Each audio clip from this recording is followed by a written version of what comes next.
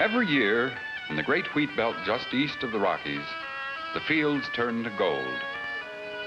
Every year, with luck and hard work, thousands of families on large and small farms harvest the golden grain. This is the story of how one family in Kansas raised and harvested a crop of winter wheat.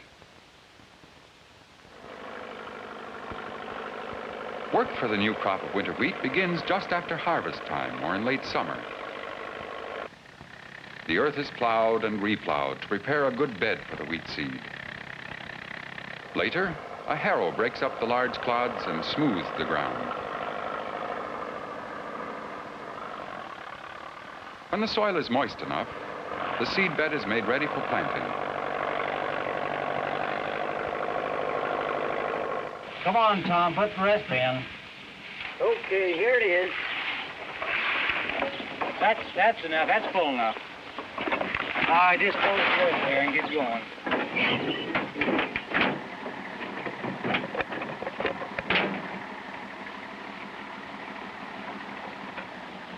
The rush to plant in the fall.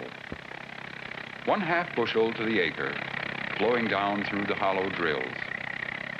The tips are like tiny plows, each making its furrow into which the seed falls and is covered.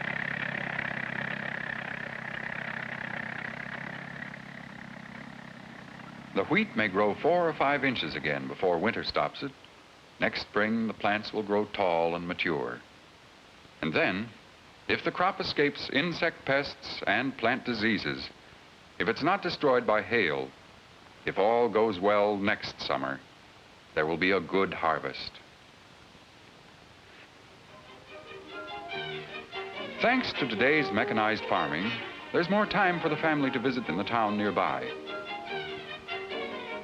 Time for the boys and girls to meet friends for a swim before the pool closes for the winter. Time to shop for new clothes, to look at new equipment. On the farm, there's always work. With his wife's help, the farmer runs his farm like a business. In his spare time, he studies pamphlets and books to keep up with the best farming techniques. Most of his several hundred acres are in wheat, but a few milk cows help the family budget. And of course, there's always something needing repair. He has to have the skills of a carpenter and a mechanic. Hey, Tom. What do you want? Lee phoned and said not to forget the 4-H meeting tonight. I won't. We're both on the program. Think you'll get clean by then? I'll work on it. Okay. In some ways, 4-H club meetings in the wheat belt states are pretty much the same as in other farm areas. The girls' projects range from learning how to prepare and package frozen food to gardening and photography. They share their successes and their mistakes. But many of the members' projects are aimed at the special problems of wheat farming. They are guided by reports on the latest experiments being made at the State Agricultural College. Organizations like the 4-H clubs and the Future Farmers of America combine business and social life for these young farm people. Most important, they help guide them toward the kind of scientific farming done today not only in the wheat belt, but throughout the nation.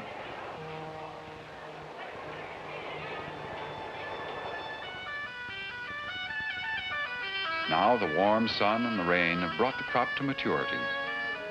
The heads full of mature seeds are beginning to bend with ripeness. A simple, age-old test, crumpling the heads to separate the chaff from the grain. The grain is full and dry. No insects, no disease, and good weather. Yes, it's ready to cut. It's now or never.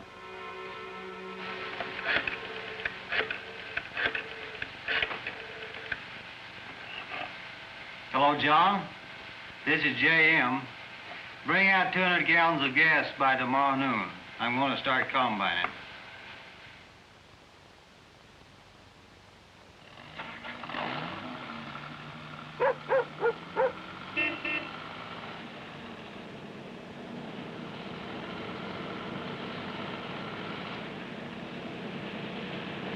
From the first morning that the combine and pickup truck head for the fields, all life on the farm centers around the harvest.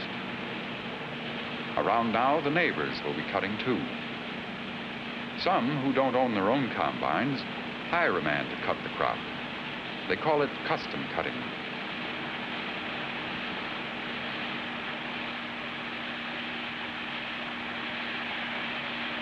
This is the third year Tom has done a man's work at harvest. He stands by to take the grain to storage, and he'll spell out "father" on the combine every few hours.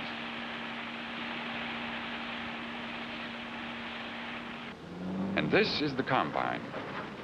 It combines a reaper, which cuts the grain, with a thresher, which separates the straw from the grain.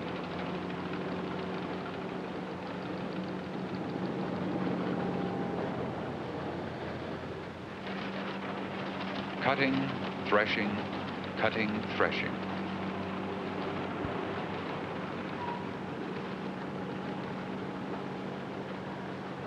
As the wheat is cut, an auger delivers the grain to a conveyor belt, which carries it up into a tank just behind the driver's seat. The straw is blown out the back.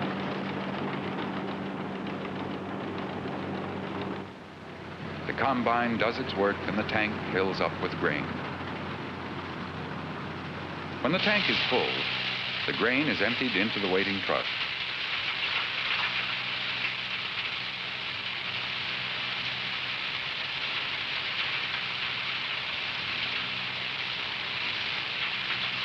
They're doing fairly well, getting about 25 bushels to an acre.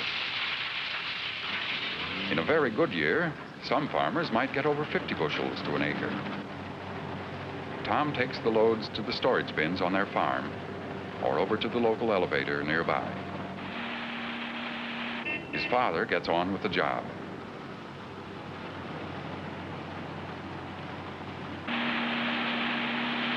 At the same time, on some large-scale farms in western Kansas, as many as 6 combines work at once.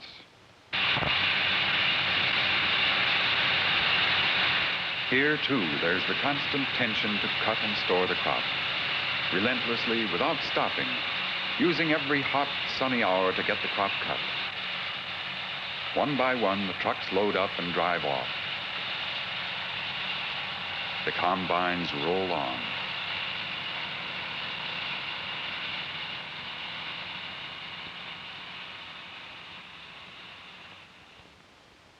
Blight, insects, drought, hail. But if his crops survive these enemies and reach storage safely, the wheat farmer's work is done. At the storage elevator, both the small and large-scale farmers do the same thing. He's weighed in on the scales. They test a sample for moisture and grain, dump the wheat, and back he goes for the next load.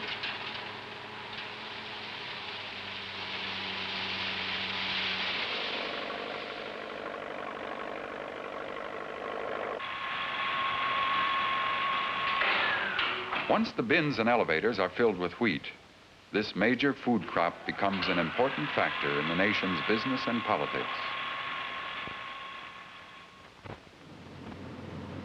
The work goes on. For several days now, cutting has begun as soon as the morning dew evaporates from the wheat. Long hours of hot, dusty work, pausing only to load the truck, put in more gas, or eat lunch. Tom hurries through the meal and gets back to the combine to give his father a chance to eat. So far, none of the frequent early summer hailstorms have come near them. All the more reason to hurry.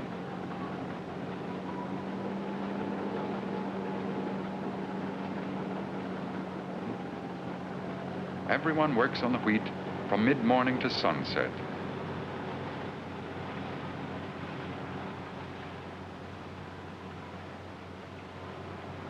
Margaret and her mother have been doing the usual chores at home and bring out lunch every day. They may even take turns driving the truck to the elevator. Things taste good even in the dusty field.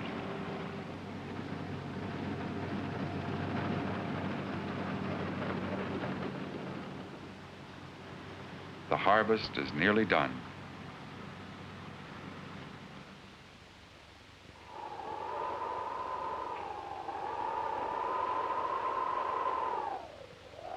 last morning of cutting, the sky suddenly clouds up. It doesn't look good. Might be hail. All right then. We'll just have to finish cutting before it hits us.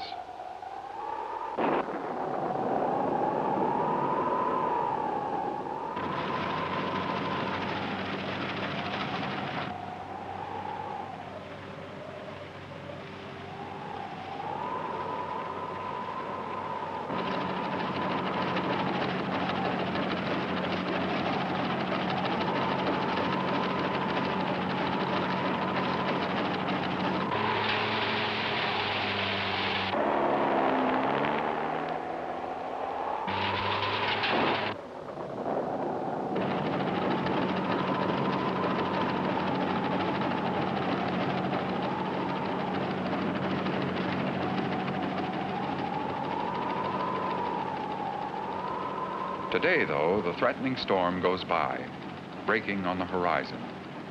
Someone may have had bad luck over there. One minute you've got a crop, the next, nothing. This time, our family was lucky, and they know it. Well, the crop is in all over the county. Soon, all the wheat in Kansas will be safely stored. Wheat for bread, for pastry flour, for livestock feeds.